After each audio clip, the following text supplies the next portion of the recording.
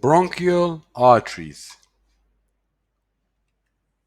Are bronchial arteries branches of the descending thoracic aorta? Yes, the bronchial arteries are branches of the descending thoracic aorta.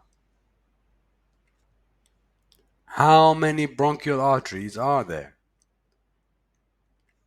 There are two bronchial arteries. Bronchial arteries branch off which artery? Bronchial arteries branch off the descending thoracic aorta artery. What are the names of the two bronchial arteries? The names of the two bronchial arteries are left bronchial artery and the right bronchial artery. Do bronchial arteries carry oxygenated blood or deoxygenated blood? Bronchial arteries carry oxygenated blood.